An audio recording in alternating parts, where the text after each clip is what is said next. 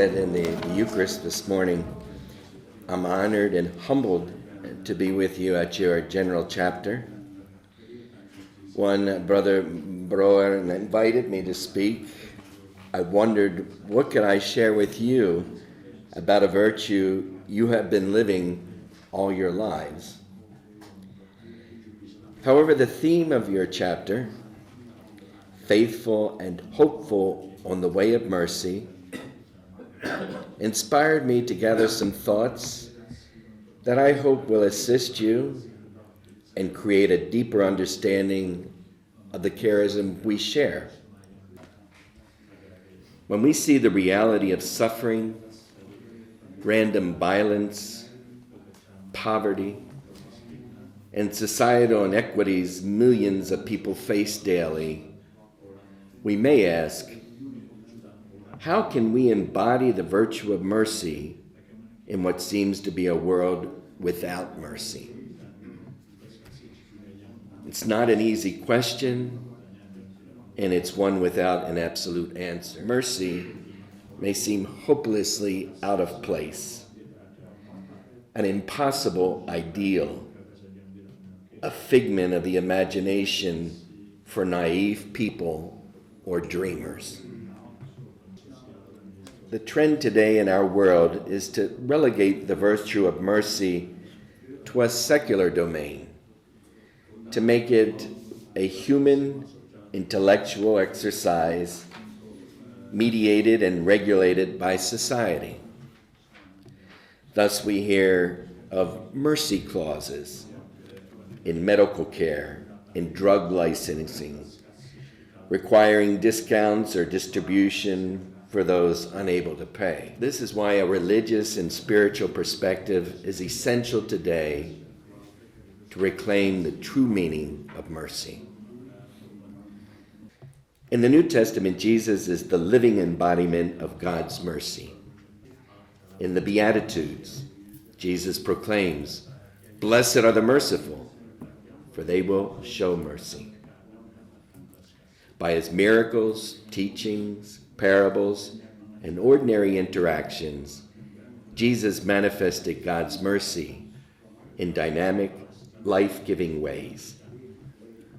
The parable of the Good Samaritan is well known in both religious and secular circles. For a moment, reflect on how familiar the word Samaritan has become in today's world. In this parable, we find extraordinary circumstances. Those expected to assist an injured man, a priest and a Levite, ignore it, while a Samaritan, who is from a group rejected by the Jews for their lack of orthodoxy, assists the injured man. The question Jesus poses at the end of the parable, which of these three, in your opinion, was neighbor to the robber's victim, is one that challenged the people of his time and ours to expand the horizon of our hearts. The answer, the one who treated him with mercy. Jesus' reply is, "Go and do likewise." Mercy is more than a scriptural theological theme. It's a way of life for the Christian and a rule of life for the community. Mercy is intimately tied to love and service, which is mercy in action. Mercy also encompasses a willingness to forgive. We could say in its fullest sense, mercy goes against the grain of human will.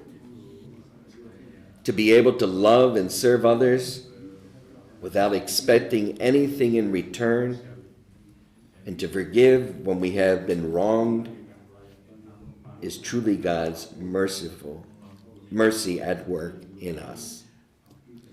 And that mercy is a gift we must seek and share with others.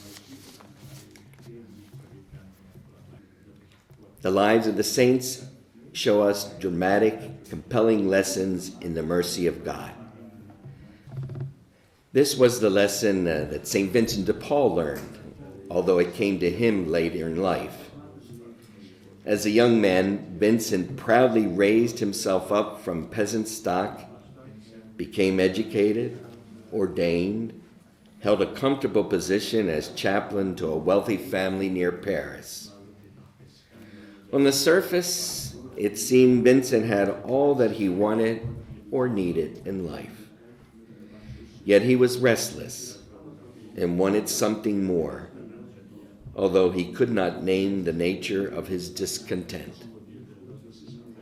This is where God's mercy began to work in his life, providing Vincent pastoral opportunities for sacramental ministry, spiritual assistance, and temporal help to bring food and medicine to the sick, poor, and abandoned.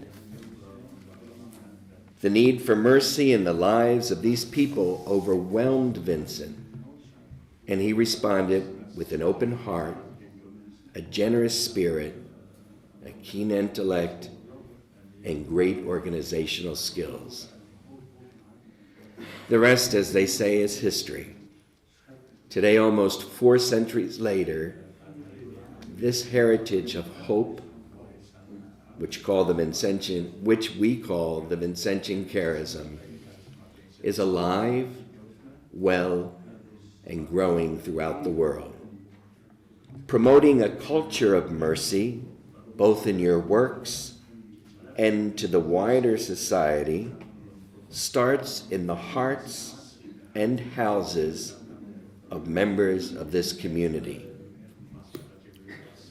A general chapter is not just a time to review works, but to renew hearts. Let us be renewed by God's mercy.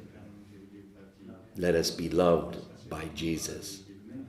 Let us enable the power of his love to transform our lives. Let us become agents of this mercy, channels through which God can water the earth, protect all creation, and make justice and peace flourish. Amen.